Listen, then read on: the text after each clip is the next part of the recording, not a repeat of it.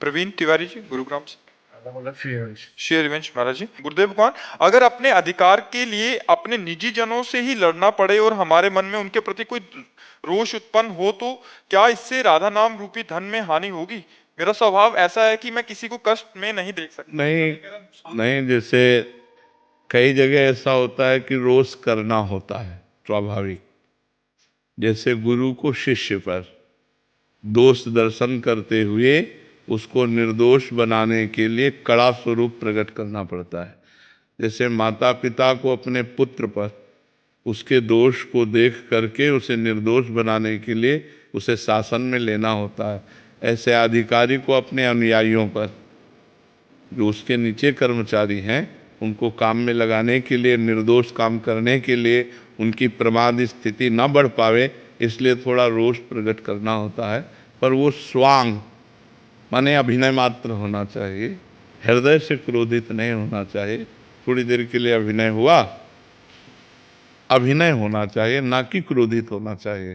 क्रोध का अभिनय और क्रोध में अंतर है। निजी जनों से महाराज जी, जैसे कोई जमीन संवाद हो गया या घर परिवार का, उसमें महाराज जी कैसे? हाँ, तो क्रोध का अभिनय करना होगा महाराज जी, लेकिन मैं उनका दिल भी नहीं दुखाना चाहता हूँ, मतलब मैं खोना नहीं चाहता हूँ छोटी सी जमीन के लिए या फिर किसी और भी। हाँ, तो छोड़ देना चाहिए, फिर उस विषय को ही छोड़ देना चाहिए कि आपको जो लेना है आप ले लीजिए और शांति से रहिए, आनंद से रहिए।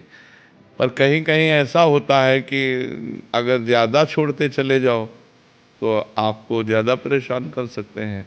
तो थोड़ा ऐसा भी स्वरूप दिखाना चाहिए कि मतलब मर्यादित जीवन चला जाए। ज़्यादा दया भी ठीक नहीं होती और ज़्यादा कठोरता भी नहीं ठीक होती, तो उचित कठोरता के साथ दया का प्रयोग करें तो अच्छा रहता है। जैसे आप छोड़ दिए, अब अगले पॉइंट पर आपको कृपालु नहीं मानेंगे कि आपने कृपा की, वो अगला कदम उठाएंगे। फिर छोड़ दिया तो फिर अगला कदम उठाएंगे। और जब पहले ही कदम पर कि न्यायपूर्वक आप अपनी संपत्ति को ले सकते हैं, जैसे पांडवों ने कहा यद्यपि एक छत्र राज्य मुझे मिलना चाहिए, क्योंकि शर्त थी 12 वर्ष का वनवास और 1 वर्ष का ज्ञातवास पूरा होने पर पूरा चक्रवर्ती सम्राट पद आपको दे दिया जाएगा, तो हमें पूरा राज्य मिलना चाहिए। लेकिन यदि आप नहीं देना चाहते हैं तो हम बिना युद्ध किए राजी हैं, आप आधा राज्य दे दीजिए। हस्तिनापुर का राज्य आप कीजिए और इंद्रप्रस्थ का राज्य हम करते हैं। उनका नहीं देंगे। आखिरी में करुणा करके इस बात पर बात आई कि यदि वो 5 गांव दे देंगे तो हम पांचों भाई काम चला लेंगे, लेकिन युद्ध नहीं करेंगे। दुर्योधन ने कहा सूजी के आगे की नोक पर नहीं दूंगा, तो कहा फिर महाभारत पक्का। तो भगवान संधि कराने गए थे, लेकिन भगवान की भी बात नहीं मानी। तो जब ऐसी जहां मूर्खता हो वहां फिर ज्यादा दया नहीं दिखानी चाहिए। नहीं, आपका भी परिवार है तो फिर वो फिर परेशानी आ जाएगी। एक मर्यादा तक, एक मर्यादा तक है, खाओ पियो आनंद से रहो, परिवार के हो या निजी जन हो। इसके बाद मर्यादा से अगर अतिक्रमण, तो फिर ऐसा भी होना चाहिए कि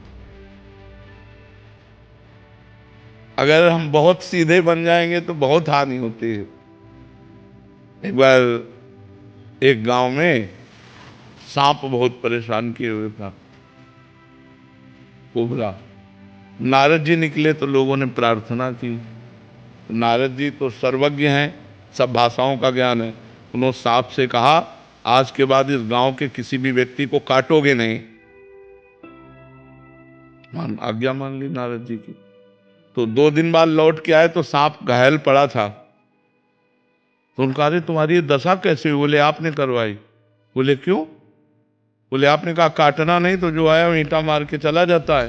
बोले फुसकारने को थोड़ी मना किया था, काटो मती, फुसकार मारो लंबी, तो बस काटो मती, फुसकार मारो फुसकार नहीं मारोगे तो तुम्हें घायल कर देंगे लोग। हाँ, फुसकार है, अगला कदम नहीं, तो बस फिर ठीक हो जाएगा। फुसकार की जरूरत होती है। अगर फुसकार की जरूरत ना हो तो आपको लोग बेवकूफ मानेंगे, आपको लोग पागल मानेंगे, आपको आपकी दयालुता और कृपालुता को आपको बुद्धू मानेंगे लोग। संसार का ऐसा क्षेत्र है, इसमें ज्यादा कृपालुता और दयालुता नहीं दिखाई जाती, इसमें धर्म पूर्वक निर्णय किया जाता है। हाँ कहीं ऐसे ठीक है आप ले जाओ खाओ पियो, लेकिन अगला कदम अगर उनका बढ़े तो फिर उसका विरोध होना चाहिए, क्योंकि परिवार है। अगर ऐसे होगा तो बहुत ही विचित्र है। वो चाहते हैं हमारा विरोध करो, तो जो ऐसे चाहने वाली क्रिया करे तो फिर उनको फुसकार वाली, वही नारद जी वाली बात दिखा देनी चाहिए कि फुसकार करना चाहिए, अंदर से क्रोध नहीं करना चाहिए। देखो भगवान ने बचाने की कोशिश की कि दोनों भाइयों में युद्ध ना हो, दोनों भाई ही तो हैं, पांडु और धृतराष्ट्र के ही तो पुत्र हैं, तो बिल्कुल एक घर ही तो है।